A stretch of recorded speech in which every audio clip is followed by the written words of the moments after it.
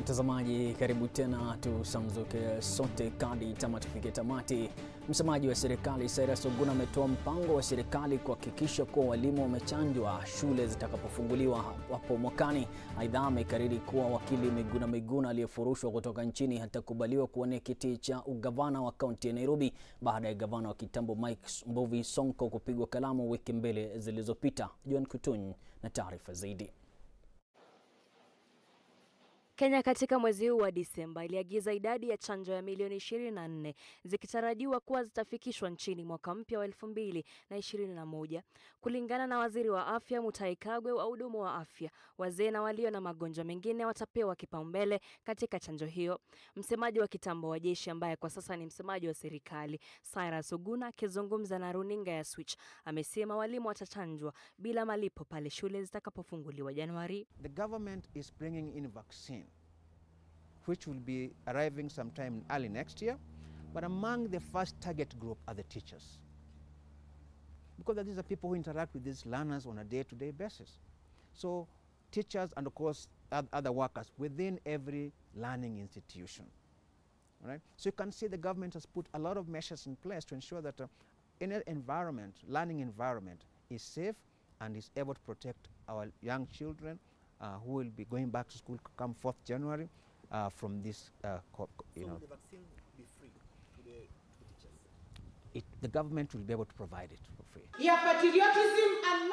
Huku nchi ikijitayarisha kufanya kura ya maoni mwaka ujao baada ya saini kukabidhishwa kwa tume ya uchaguzi ya IEBC, Oguna ameomba wananchi kupuuza kelele za kisiasa zinazozungukia mchakato wa BBI, akisema harakati hii inalenga kubadilishwa kwa katiba na halina uhusiano wowote na siasa. It's meant to ensure that that does not happen again, in terms of ensuring that people will compete for political positions. It is natural, but let competition not be competition for war.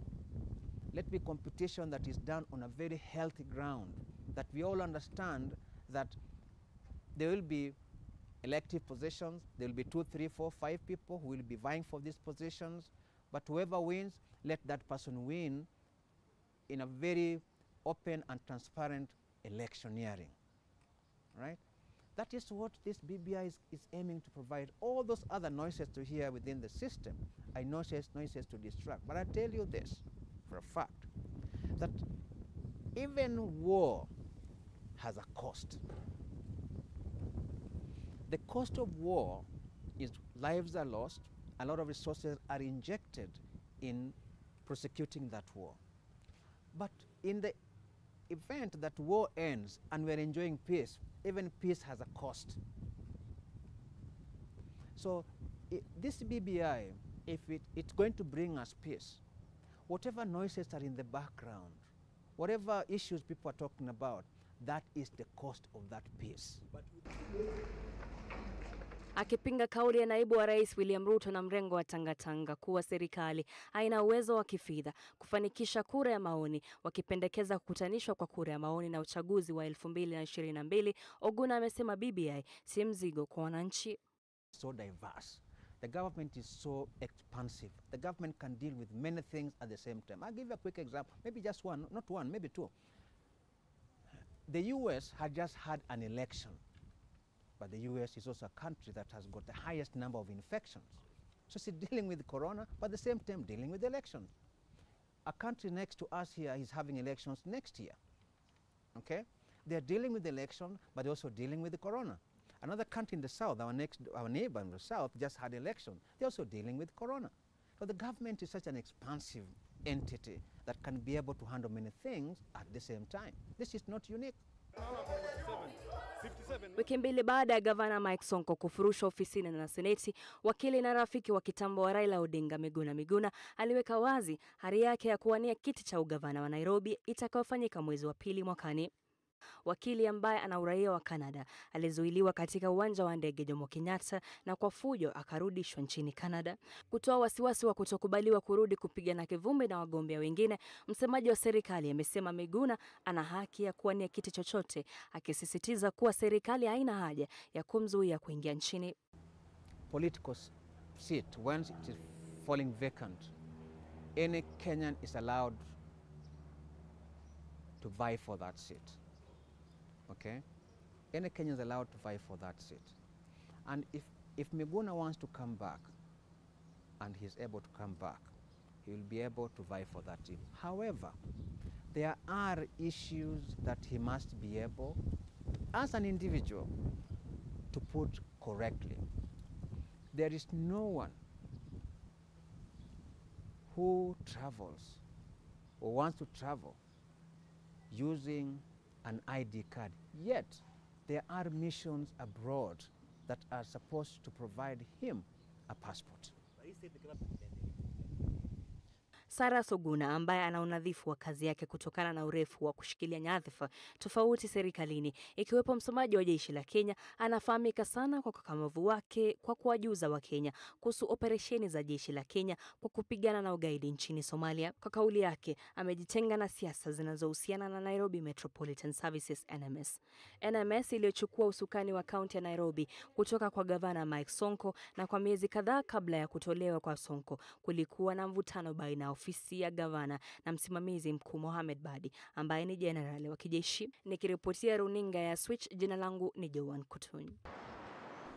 Taarifa yake John Kutunyi inatupatia nafasi sasa tuangalie taarifa ifuatayo. Baadhi ya makao ya watoto yanahofiwa kusambaratika baada ya kupoteza wafadhili na pia kupungukiwa na chakula kutokana na janga la corona.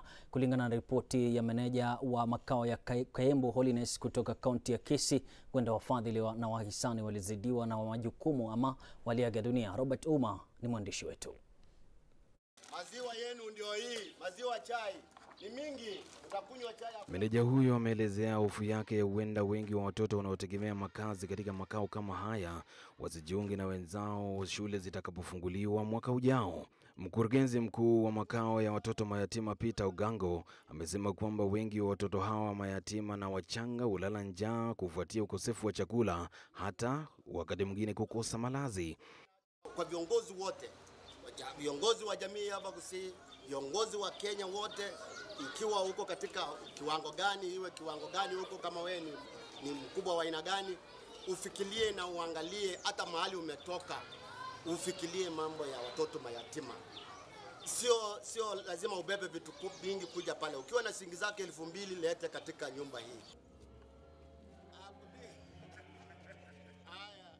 Ogango wamewasihi wahisani kujitokeza ili kuwasaidia watoto hawa kupata angalau chakula, hata kubuni mbinu zitakazowezesha makao kama haya kujitegemea na kukimu mahitaji ya watoto hawa. Hata hivyo, baadhi ya viongozi katika kaunti hiyo akiwemo meya mstaafu Samuel Nyongeso tayari wamechukua mstari wa mbele na kuanza kusaidia, ila wanasema kwamba usaidizi mwingi unahitajika.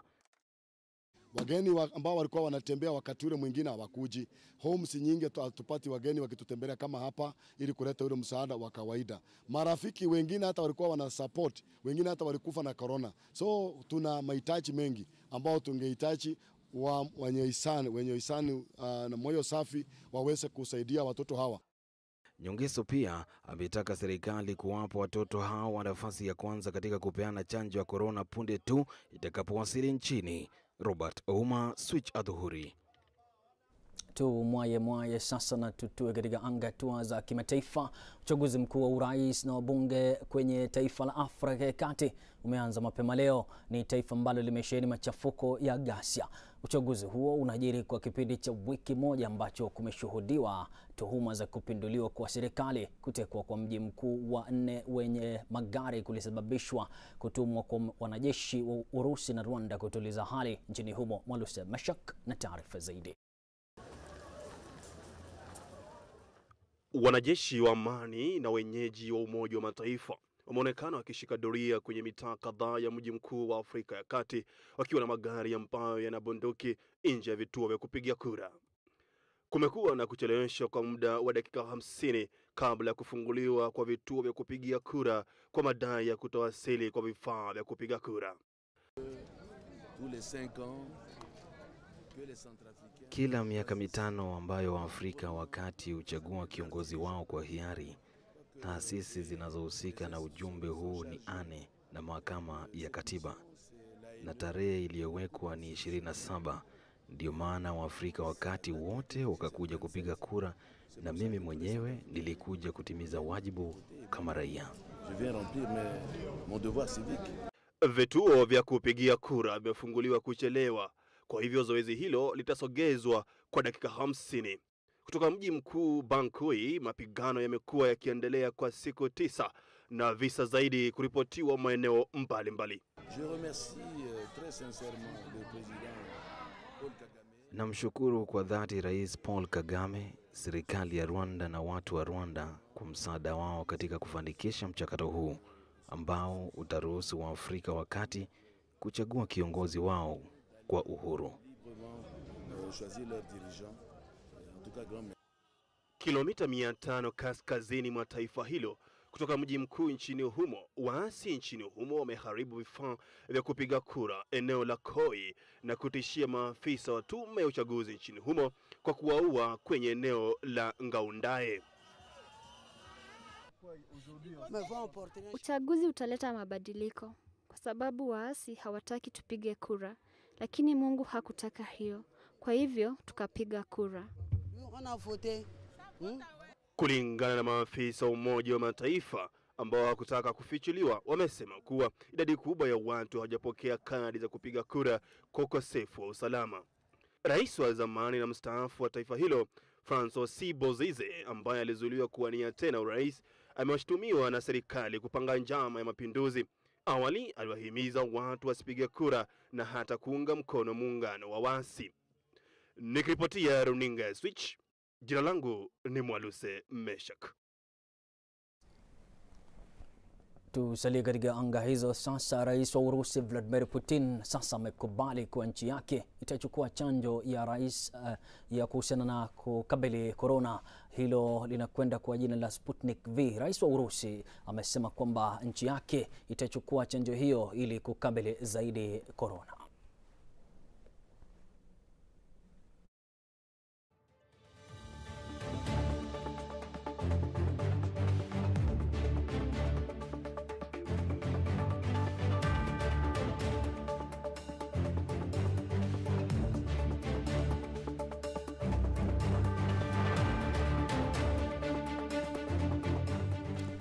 Bila shaka mpenzi mtazamaji, imekuwa aula kweli kweli kuwa nasi tangu zindua hadi sasa. Tumefika ukoko, lakini ukoko wenyewe ni ukurasa mpya wa Diko Diko. Tukiondoka hapa basi tunabadilisha dira ili nawe upate nafasi ya kufahamu kuna nini katika masuala ya michezo. Nitakufahamisha kuhusiana na jeraha la Messi. Mpenzi mtazamaji, asante sana. Jina langu ni Emmanuel Terer, mfasiri katika lugha ya alama ni Teresia Washira Cheupe mwenyewe.